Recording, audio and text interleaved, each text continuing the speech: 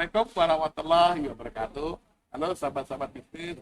Kali ini saya berada di BIS BSD bersama seorang teman, seorang sahabat saya, penggagas dari gerakan kopi persahabatan, Pak Lukas Christian. Ya. Apa kabar Pak Lukas? Kabar baik nomor 2, Pak. Oh gitu. Iya. Satunya apa? Nomor satunya apa ya? Gini Pak, saya kalau ditanya apa kabar, jawabannya selalu kabar baik nomor 2, Oh Pak. begitu. Wah, ini unik ini. Iya, karena gerakan kopi persahabatan saya itu punya slogan Ya. atau tagline, kabar baik nomor 2. Ada kopi gratis di gerakan kopi Wah, persahabatan. luar Beritakan ke seluruh dunia kepada siapa saja, di mana saja, kapan saja. Oh gitu. Nomor Gitu. satunya jadi Nomor 1 tiap orang beda-beda. Iya. Jadi kan mungkin kabar baik nomor 1 Bapak apa ya, orang lain juga beda. Jadi tiap orang kabar baiknya beda-beda, sehingga dengan saya mengatakan nomor 2 pasti ditanya Pak, nomor satunya apa. gitu ya. Nah, jadi percakapan lebih panjang Pak. Itu bisa memungkinkan kita menjalin persahabatan baru. Ya gitu kan Pak. Kalau ada orang yang nggak kenal sama saya, nanya apa kabar, saya jawab kabar baik nomor 2, nyambung tuh Pak biasanya. sikat ya. Iya. Atau sekitar basa-basi gitu ya. Nah, justru kalau orang itu basa-basi, itu dia nggak perhatikan jawaban saya. Karena setiap orang kalau nanya apa kabar, dia udah tahu jawabannya. Waktu saya bilang kabar baik nomor 2, dia agak kaget biasanya. Apa itu? Langsung tanya, apa tuh Pak? Ya, jadi gitu Pak. Saya tukang bagi kopi gratis Pak. Seperti apa sih gerakan kopi persahabatan itu? Ya. Teman-teman gitu. Jadi gerakan kopi persahabatan ini adalah sebuah gerakan sosial sebenarnya. Jadi kalau sekarang masanya socio entrepreneur, itu saya juga masuk ke situ. Jadi ini sebuah gerakan untuk menjalin persahabatan dunia, Pak. Jadi mengajak orang untuk bersahabat satu dengan yang lain. Nah kalau orang nggak kenal kan agak canggung, Pak ya, kita memulai pembicaraan. Nah makanya pakai kopi sebagai icebreaker tuh sangat efektif. Nah, jadi kopi itu dibagikan gratis, Pak. Misalnya seperti ini, Pak Wahyu, suka kopi nggak? Suka Pak? Suka. Suka. Mau saya kasih kopi persahabatan? Oh boleh Pak. Mau ya? Nah, ini kopinya Arabica dari Pulau Samosir, Pak. Oh gitu. Pernah tahu Pulau Samosir di mana? Nah di Medan Pak. Di Medan, di Danau Toba. Betul, Pak. Jadi, ada percakapan seperti ini, Pak. Lewat kopi, saya bisa bersahabat sama Pak Wahyu. Itu tujuannya. Kopinya macam-macam ya Pak ya. Ada Macam-macam. di Toba, Samosir, Samosir, ada kopi Bali. Bali, ada kopi Flores. Flores, teman-teman. Ya, itu nggak ada labelnya karena dari petani langsung. Ini Excelsa dari Batang, Pekalongan. Oh gitu Pak. Kota kelahiran saya, Pak. Ini, oh Bapak dari Pekalongan ya? Iya. Oke, batik ya Pak ya? Iya, ini yang tadi, ya, ya. Ya. Terus ini di belakangnya itu ada iklan gitu, Pak. Nah, ini depannya sama tapi belakangnya iklan. Ini ada kopi Gayo, ya. Ini kopi dari Palembang. Ini ada iklan, ini bisa iklan Pak? Bisa. Jadi gini Pak, saya itu tukang bagi kopi gratis sudah 5 tahun lebih gerakan kopi persahabatan. Berbagi dengan 31.000 orang lebih. Nah, orang bingung sama saya itu, gimana Pak Lukas bisa bagi kopi gratis terus? Duitnya dari mana? Nah, salah satunya Pak, saya membuat kopi seperti ini, ya. Gerakan kopi persahabatan. Kemudian di belakangnya boleh beriklan. Di bagian belakang ini seluruhnya, ini kalau Bapak lihat, ini adalah iklan bakpao. Bakpao ini, namanya bakpao Binjai Ban. Jadi, mereka mengisi ini bagian belakang, dan bayar 5 juta kepada gerakan per 1.000 saset. 1.000 saset. Saya buatkan 1.000 saset. Desain bagian belakang oleh perusahaan yang bersangkutan. Nah, itu membuat saya punya uang untuk membiayai 1.000 saset kan. Nah, 1.000 sasetnya saya serahkan kepada pihak yang mengiklan. Boleh dia bagi sendiri, atau karena biasanya dia nggak bagi-bagi kopi, bisa dititipkan ke gerakan dan dibagikan oleh gerakan. Itu Pak. Jadi saya sudah membagi yang bentuknya seperti ini, ada iklannya gitu, 18.000 saset. Selama 5 tahun terakhir. 5 tahun. Ini iklannya apa aja Pak? Apa hanya terbatas makanan saja? Oh enggak, bebas Pak. Bebas. Bisa aja nanti misalnya katakan sebuah mobil merek tertentu ya bisa. Showroomnya di mana, terus salesman-nya siapa, nomor handphonenya berapa, silakan. Syaratnya sama Pak? Sama.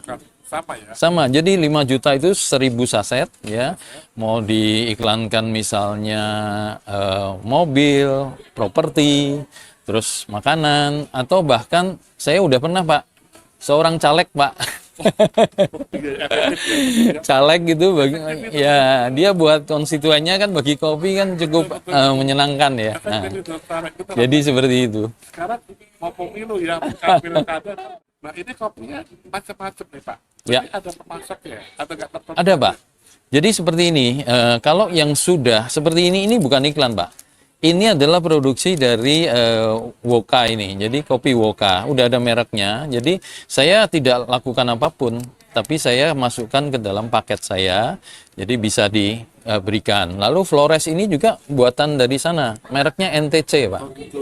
Jadi kalau Bapak ke Flores, ya, ke Flores, kopi NTC banyak di sana. Lalu satu lagi nih di Palembang, itu kopinya Benua. Semua. Ini di Palembang. Nah, kalau petani yang belum punya merek, saya sasetkan seperti ini, lalu saya biasanya diberikan label biasa, kopi Excelsa dari mana, ini Batang kan, Excelsa Batang. Lalu saya kasih stiker gerakan kopi persahabatan. Seperti itu. Supaya ini bisa dinikmati oleh orang dan dia tahu rasanya. Kan jarang, Bapak pasti belum pernah rasain Excelsa Batang. Belum kan? Nanti ini buat Bapak ya. Makasih banyak. Nanti buat Bapak nih. Excelsa Terus Batang. gini Pak, ngomong-ngomong tentang kopi, ini mereka gimana? Mereka Bapak mencari mereka menggandeng ke gerakan kopi persahabatan atau bagaimana? Mencari partner-partner seperti ini? Partner-partner seperti ini kan kita tahu di Indonesia ini menurut saya Pak surganya kopi Pak. Oh iya betul. Iya. Bahkan zaman kolonial dulu kita pernah tertinggi dunia. Betul. Jadi sebenarnya mencari produsen kopi itu mudah. Saya menghubungi teman-teman yang misalnya jualan kopi, punya kafe di daerah, ada di Temanggung misalnya, terus di tempat-tempat lain lah ya.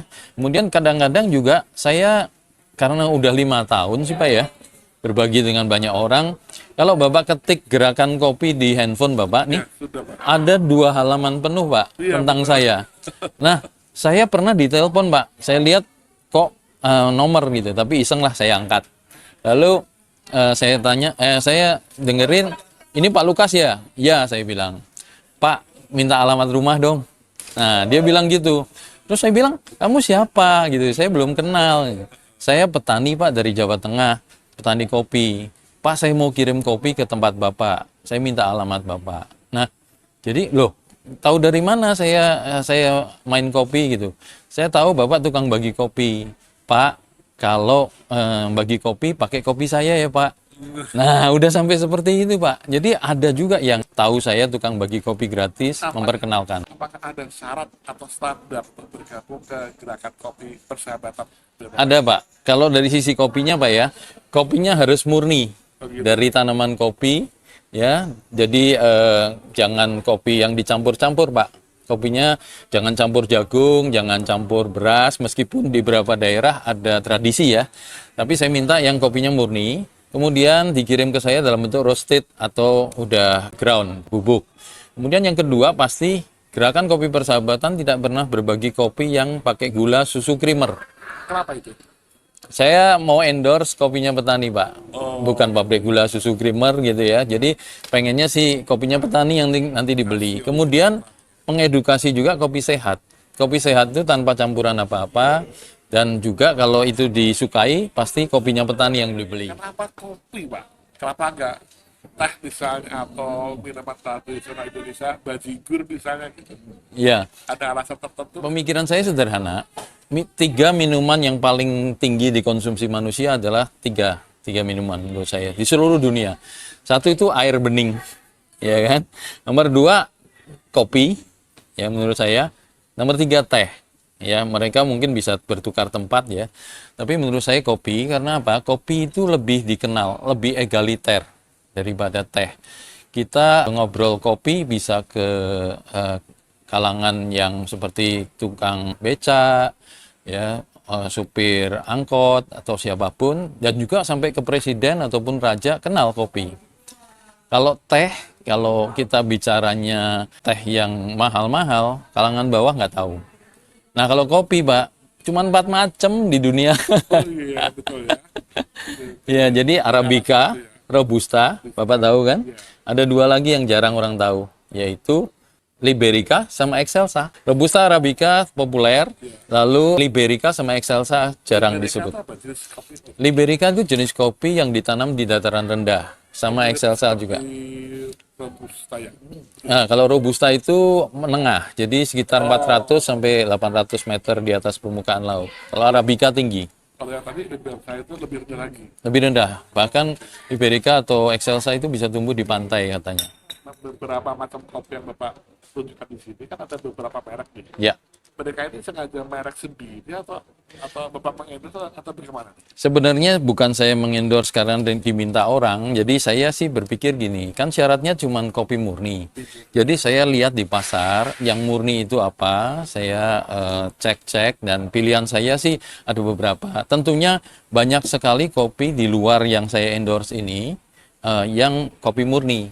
Saya nggak janji kopi enak loh Pak, tapi kopi dari petani. Jadi kalau ada orang suka, silakan beli merek ini banyak di pasaran.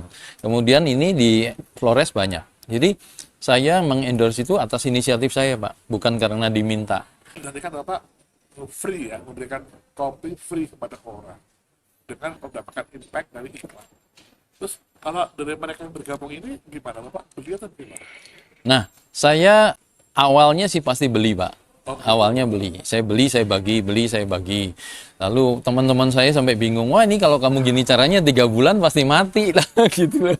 Karena bagi-bagi kopi terus, ya duitmu memang seberapa banyak gitu loh. Saya kalau guyon Pak, saya ini kalau disebut orang kaya bagi-bagi kopi ya boleh juga, tapi saya kayanya 2 kali. Sementara kalau orang kaya beneran kayanya 1 kali. Dia adalah orang kaya. Iya. Kalau saya kaya orang kaya, Pak. Jadi bagi-bagi. Cuman gini, Pak. Jadi seperti tadi 18.000 itu diproduksi bukan dari uang saya. Jadi ada yang bayarin kan. Nah, jadi kalau Bapak bisa menerima sesuatu gratis, itu sebenarnya mengandung kata pengorbanan, Pak, di belakang kata gratis, Pak. Jadi gratis itu hanya mungkin kalau ada yang berkorban buat Anda, membayar buat Anda. Itu yang saya lakukan. Nah, kenapa saya bisa bertahan? Karena ya salah satunya orang banyak mendukung. Dan saya berharap nanti lebih banyak lagi yang mendukung saya karena saya mau bikin asosiasi. Asosiasi pegiat atau aktivis gerakan kopi persahabatan. Gitu. Saya berharap begitu. Termasuk mereka-mereka ini udah mendukung Bapak ya? Beberapa sih belum ya, mereka malah nggak tahu saya promosikan kopi mereka gitu loh. Cuman saya ya nggak apa-apa karena saya udah nikmati ini dan saya pikir oke, ini bisa di endorse masuk dalam ini. Jadi sebenarnya ini bukan bisnis Pak, tapi ini ya namanya sosial ya, sosial. Memang saya sering dikritik teman-teman saya sendiri bahwa Lukas harus bisnis, kalau enggak gerakan ini pasti mati. Dan teman-teman semua sebenarnya ini benar ya, satu kebenaran. Kalau saya begini terus, nggak akan kuat. Nggak akan kuat. Terakhir-terakhir ini saya udah berketetapan saya bikin kafe. Tapi kafenya unik. Karena saya sering ditanya sama teman, kafenya di mana? Kan banyak yang tanya nih, karena saya bagi kopi, kafenya di mana? Saya bilang saya nggak punya kafe. Tapi mulai nanti 26 Januari, itu saya akan buka kafe. Bulan ini ya? Bulan ini. Ya, tapi saya santai-santai aja nih. Meskipun 26 kan minggu depan. Lokasinya di mana? Lokasinya Pak di virtual Pak. Kafenya di Clubhouse. Clubhouse itu aplikasi Clubhouse namanya. Kopi virtual. Iya, jadi di dunia maya kafenya. Cara mengkonsumsinya gimana? Nah, cara konsumsinya begini Pak. Saya buka kafe itu, orang bisa beli di Shopee saya atau di marketplace di mana saya jual kopi-kopi ini. Tapi fisik bentuknya. Fisik. Ya mereka order ke Shopee, Pak. Oh, gitu. Nah, jadi saya punya satu marketplace yang mereka bisa beli kopi-kopi ini. Apa. Ya, terus gini, Pak.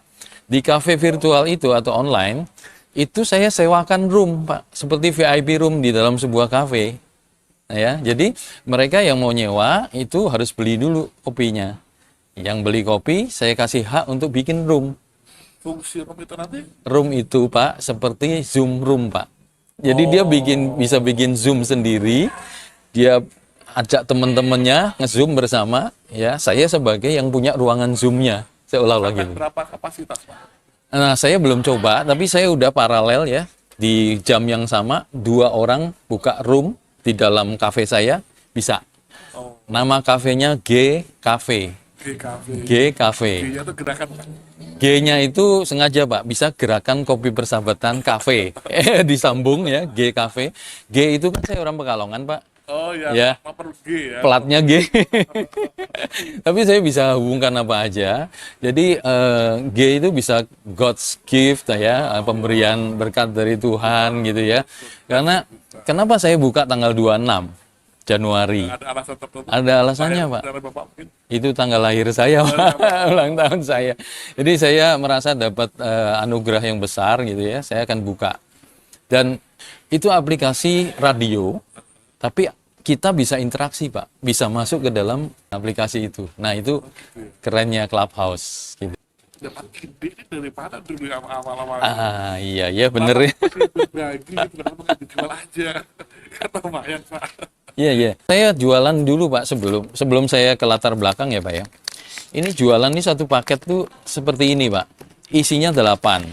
Ya, ini saya hitung, coba saya cek. 1, 2, 3, 4, 5, 6, 7, 8.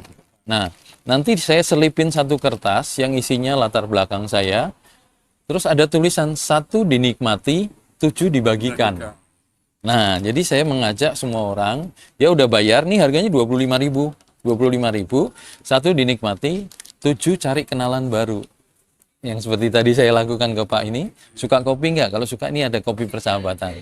Saya berharap orang jadi kenal Pulau Samosir dengan seperti ini. Saya berharap orang jadi kenal kopi Palembang, kopi Flores. Nah, jadi sayanya nggak usah seperti dulu, 5 tahun ini sendirian. Sekarang semua orang bisa mempopulerkan ini. Manfaat buat Bapak ini apa impact gitu ya? Atau kan mempromosikan itu ya dijadikan free ya. Mereka Ya. enak dapat edit tapi nggak dapat apa-apa. Apakah nggak merasa, aduh kena banget ya? Nggak apa-apa sih Pak, itu memang kritikan orang terhadap saya. Tapi Bapak Muslim ya Pak ya? Iya. Saya ngejalanin hadis Pak. Oh gitu. Katanya sebaik-baik manusia adalah dia yang paling bermanfaat buat orang lain. Gitu. Jadi saya lakukan itu. Tapi kalau Bapak mengatakan seperti itu wajar ya. Jadi saya juga pasti pernah mengalami, saya ngapain gitu ya, lakukan seperti ini ya. Ada hubungan dengan iman saya juga. Saya ingin memberitakan kabar baik ya. Nomor 2 tadi. Kemudian juga kalau mimpi besarnya nih Pak, kalau saya bisa gratis terus, kemungkinan saya menjadi pemenang Nobel Persahabatan. Kalau ada, kalau ada ya. Tapi mungkin juga pemenang Nobel Perdamaian. Kalau ini saya punya rencana Pak, 2024 kan pemilu di Indonesia, pemilihan presiden Pak. Bisa 200 juta orang loh Pak yang milih. Nah, coba Bapak bayangkan ya, ada satu banner ya, logonya KPU, penyelenggara pemilu, sama GKP, logo saya. Lalu ada tulisan, siapapun presiden yang Anda pilih, lakukan sesuai hati nurani, jangan berantem, kita ngopi bareng. Nah, kopi Indonesia, gitu loh. Jadi, kalau TPS-nya di Temanggung, ya kopinya Temanggung. Jadi nggak mahal kan? TPS di Papua, kopinya Papua. Iya, lokal semua. Tapi hari itu Pak, 200 juta orang Indonesia minum kopi bersama Pak, hari itu. Ada rencana keras itu Pak? Oh, saya sudah bicara terus, tapi ke KPU-nya belum berani ngadep, karena saya ini siapa gitu. Tapi nggak apa-apa, siapa tahu nanti ada yang mengenalkan. Masih ada waktu ya? Iya. Siapa tahu benar-benar dengan cara ini ya, apa itu? Wah, itu dia. Bisa melihat, silakan sudah Pak, nanti ada kita kasih nomor kontak. Iya, iya, silakan. Ya, jadi seperti itu. Nah, jadi ya kalau Bapak menanyakan kan buat apa ya? Ya saya boleh bermimpi juga kan, gratis kan mimpi gitu kan. Saya mimpi sampai seperti itu. Dan memang selama pandemi ini saya nggak bisa nyeduh, tapi lebih terkenal karena kita pakai Zoom. Jadi saya bisa Zoom sama orang-orang luar negeri. Dan Clubhouse itu yang saya sebut tadi, itu saya kenal dengan diaspora di Indonesia di mana-mana Pak. Ya, jadi mereka tahu gerakan saya sekarang, Pak. Gerakan kopi persahabatan ini Pak, apakah ada member? Member yang sudah ada itu Pak, kalau di website saya, kan saya ada website juga, gerakankopipersahabatan.com, itu sudah 1.000 lebih ya di situ. Kemudian saya punya Telegram group 300-an anggotanya. Kemudian yang nanti saya mau buat itu adalah asosiasi. Asosiasi itu saya mengharapkan sekarang, ayo, udah lihat saya kan, 5 tahun kan, yang mau ikutan berjiwa sosial, bayar Rp200.000, jadi member asosiasi. Dan itu saya dapat amunisi, 15 orang saya cetak 1.000 saset. 15 orang join baru, saya cetak 1.000 saset. 15 orang kan cuman 3 juta sebenarnya. Kalau ini tadi 5 juta kan, karena ada iklan. Nah, kalau 15 yang 3 juta itu nggak ada iklan, tapi ya tentang asosiasi saya. Ya, silakan join dengan asosiasi saya, mari berbagi dengan orang lain gitu.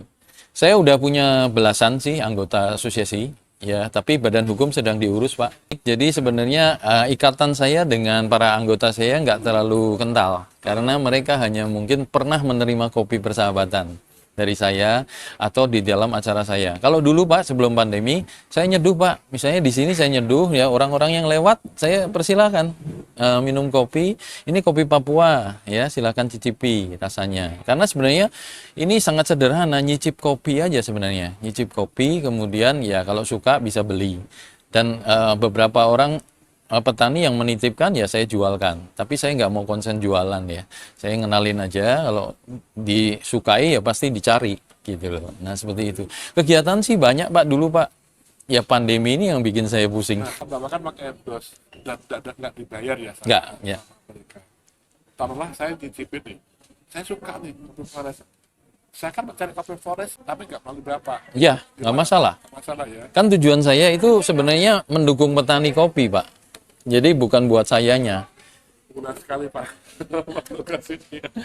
Jadi gini Pak, saya sebutin memang visi misi saya agak rada absurd ya, tapi kalau tujuan gampang Pak. Tujuan itu ada 5. Satu, menjadi ajang silaturahmi, jelaskan lewat kopi. Kedua, memperkenalkan kopi Indonesia. Indonesia, semua kopi saya mau kenalin. Nomor 3, itu adalah meningkatkan konsumsi per kapita kopi Indonesia. Sekarang ini kita cuma 1 kiloan selama 1 tahun per kapita, 1 kiloan. Kalau Finlandia 12 kilo setahun, 12 kali lipat. Terus ya membantu pemasaran produknya petani kopi. Kelima itu membantu meningkatkan kualitas kopi dari petani. Itu tujuannya. Kalau visinya, saya ingin menjadi ikon persahabatan dunia, Pak. Melalui berbagi kopi, khususnya kopi asal Indonesia, secara gratis. Jadi gratis itu ada di dalam visi. Jadi terus-terusan saya masih gratis. Nah, selama 5 tahun Bapak dalam menggagas kopi persahabatan nih Pak, apakah pernah mendapatkan penghargaan ataupun mungkin apa ya, penghargaan ataupun dari pemerintah gitu, ada pernah nggak? Oh, kalau penghargaan sih belum, Pak. Tapi Atau pernah dari pemerintah gitu? dari pemerintah sih belum. Tapi gini, kalau saya ditanya seperti itu, saya udah pernah masuk di berita di televisi, ya di Berita Satu juga pernah gitu. Tapi liputan mereka terhadap kegiatan saya, ya di Kompas juga ada. Apakah memungkinkan sih gerakan kopi persahabatan ini menarik investor dari Venture capital ya. kapital seperti itu? Kalau saya sosial murni dan saya bertahan dengan itu sulit. Jadi saya memang bermetamorfosis lah istilahnya. Dulu saya sosial murni, tapi karena ikut dalam beberapa event dari Nakama gitu ya, nakama.id, saya ikut dalam bootcamp startup gitu. Saya jadi belajar. Jadi bahwa kalau saya ngotot di sosial ya susah dapat venture capital. Tapi sekarang dengan tadi GKV saya, penjualan udah ada Pak. Jadi ada orang yang beli ya. Jadi kalau kita bicara traction, kita bicara revenue gitu ya, itu udah ada. Dan saya berpikir kalau bayangan saya nih, saya punya target ya. Akhir tahun ini saya punya 100 macam kopi yang ada di Shopee saya ataupun marketplace saya. Ya. Dengan 100 macam kopi itu sebenarnya saya sudah lebih daripada kafe-kafe lain. Pertama saya udah bersaing nih. Secara profesional saya udah bersaing. Kemudian saya juga mendapatkan revenue, Pak. Jadi revenue-nya gini, Pak. Tadi saya nyewain ruangan kan, meskipun virtual. Jadi mereka bisa bikin Zoom meeting seolah-olah, ya, Zoom meeting. Mereka ngundangin orang, mereka pakai ruangan saya. Nah, itu bisa caranya adalah minimal beli misalnya 10 paket. Online ya Pak ya? Ya, online. Nanti saya punya offline juga, kalau Nakama nanti memberikan tempat ke saya ada offline, saya jualan juga. Ya, GKP 17 tadi, yang 1 dinikmati, 7 dibagi. Pokoknya saya mau mengedukasi seluruh dunia ya untuk berbagi kopi untuk menjalin persahabatan. Misi saya kan simple banget, menjalin persahabatan universal dengan mengadakan kegiatan atau pertemuan menikmati kopi minimal seminggu sekali. Seminggu saya bagi satu aja itu udah mission accomplished. Tadi kan Pak Lukas bilang ke saya, dengan teman-teman juga, pernah bergabung dengan program Nakama nih Pak. Bisa juga dijelaskan Pak, program Nakama itu seperti apa dan manfaatnya buat Bapak? Ya, Nakama.id itu ya CEO-nya Kak Temi namanya ya, Deborah Temi. Itu waktu 2020 saya menjadi peserta program dia, Startup Heroes gitu ya. Itu semacam bootcamp dan itu program untuk memberikan pengetahuan dasar sih sebenarnya kepada para startup. Untuk mereka kalau memungkinkan dinaikkan kelasnya, diajukan kepada venture capital untuk pitching gitu. Dan bisa didanai kalau menang. Nah, tahun lalu 2021 saya ikut lagi dan tahun lalu berhasil masuk 50 besar, Pak. Jadi tahun lalu scale box namanya. Nah, Pak Wahyu tadi kan saya mau kasih kopi ini kan, Pak. Ini kopi Excelsa dari Batang. Kopi Excelsa sama Liberica itu ada khasnya, Pak. Bau nangka katanya, Pak. Nah, Bapak silakan ini coba cium baunya gimana tuh? Ada bau nangka nggak? Ya, ada unsur nangkanya. Nah, yang ini Pak, ini nggak ada labelnya, tapi ini dari Mula Ulu, Lahat. Jadi ya, saya dikasih, jadi saya kemas aja seperti ini. Lalu nanti biasanya saya tulis kopinya dari mana, lalu ada logo saya. Jadi ini sih nggak bisa dicium ya, karena ini sealed gitu. Bedanya apa sama ciri khasnya? Ya, jadi ini Robusta sama Excelsa itu agak mirip, jadi pahit. Kalau Arabica ada rasa asamnya. Ya, Tinggi ya. iya, seperti itu. Libersa sama Ini Excelsa. Excelsa ya. Excelsa dari Batang. Lebih rendah lagi ya. Ya, dataran rendah. Saya berharap banyak orang yang mau mengikuti gerakan kopi persahabatan ini karena ini sebuah gerakan yang positif dan saya berharap nanti kami bermetamorfosis sehingga kami bisa menjadi sebuah startup yang benar-benar menghasilkan revenue dan sekaligus memberikan dampak sosial yang baik kepada petani, kepada konsumen karena mereka bisa menikmati kopi murni yang baik ya dan kepada seluruh dunia karena gerakan kopi persahabatan membawa persahabatan ke seluruh dunia. Jadi kalau di Indonesia saja, seperti tadi saya katakan, pemilu, ya kita harus tetap bersatu. NKRI ya harga mati buat saya, karena buat saya ada dua, NKRI Negara Kesatuan Republik Indonesia atau Negara Kopi Republik Indonesia. Jadi jangan ada yang pecah, Aceh pecah, Papua pecah, gawat saya buat saya. Kopi ini salah satu kelebihan bisa membuat orang guyup ya. Iya, guyup Pak. Apapun perbedaannya, disatukan dengan kopi. Betul Pak. Yuk kita ngopi dulu. Iya. Anda belum kopi ya? Betul. Seperti itu.